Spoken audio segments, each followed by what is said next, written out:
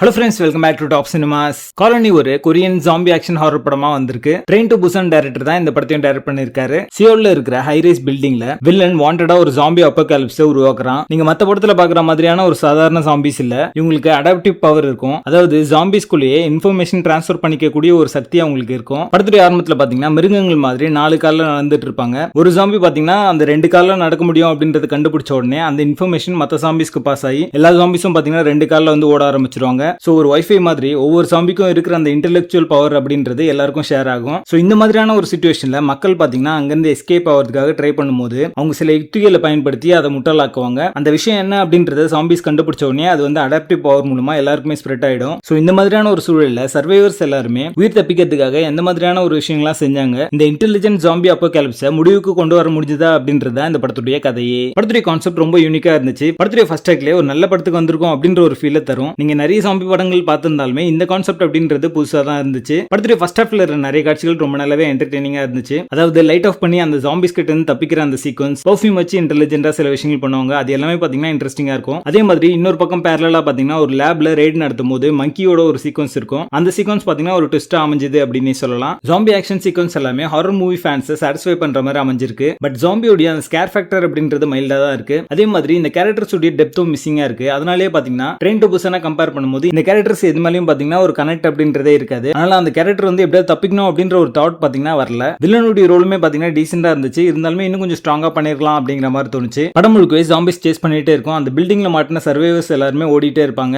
ஒவ்வொருத்தரா கொண்டுட்டே வரும். இது ரிப்பீட்டடா நடந்துட்டே இருக்கும்போது ஒரு சலிப்பு அப்படின்றது உண்டாகுது. நான் ஆரம்பத்துல சொன்ன இன்டெலிஜென்ட்டான சில சீக்வன்ஸ் தவிர மத்த விஷயங்கள் எல்லாமே ஒரு ஜாம்பி படத்துல ஜென்ரிக்கா என்ன இருக்குமோ அதுதான் இருக்கு. புதுசா எதுவுமே இல்ல. நரேஷுமே பாத்தீங்கன்னா ரொம்ப ஆவரேஜா, ரொம்ப சூப்பர்னு சொல்ல முடியாது, ரொம்ப சுமார்னு சொல்ல முடியாது. ஒரு ஆவரேஜா ஆரம்பிச்சு ஆவரேஜாவே முடிஞ்சிருது. ஒரு ஹை மூமெண்ட் மிஸ்ஸிங். ஒரு செக்யூரிட்டியும் டிசேபிள்டு கேரக்டரும் ஒன்று வச்சிருப்பாங்க. அந்த கேரக்டருடைய அந்த எமோஷனல் போர்ஷன் லைட்டா ஒர்க் அவுட் ஆச்சு. அதே மாதிரி புல்லிங் ஆங்கிள் ஒரு விஷயம் வந்து வச்சிருப்பாங்க. அதுவுமே நல்லா இருந்தது பார்க்க. ஜாம்பிஸ்க்கான பிராக்டிகல் எஃபெக்ட்ஸ் எல்லாமே ரொம்ப நல்லாவே இருந்துச்சு. குறிப்பாக அந்த மங்கி சீக்வன்ஸ் ரொம்ப நல்லாவே இருந்துச்சு. அதே மாதிரி கிளைமேக்ஸ்ல அந்த சிட்டி ஸ்கொயர்ல வர அந்த சீக்வன்ஸ் விஷுவல் ட்ரீட்டா இருந்துச்சு. படத்துடைய பேசிங் டீசெண்டா இருக்கும். இந்த படத்தை பார்க்கலாமா வேணாமா அப்படின்னு கேட்டீங்கன்னா டைம் பாஸ் கேட்டகரியில ஒரு டிஃபரெண்டான கான்செப்ட்ல யூசுவலான ஒரு ஜாம்பி படம் பார்க்கணும் அப்படின்னு நினைச்சீங்கன்னா பாருங்க. படத்துல அலர்கானட்ல இருந்தாலுமே வயலண்டான சீக்வன்ஸ்லாம் இருக்கு. அதுக்கேற்ற மாதிரி பிளான் பண்ணிக்கோங்க. காலனி படத்துக்கு எங்களோட ரேட்டிங் 6 out of 10.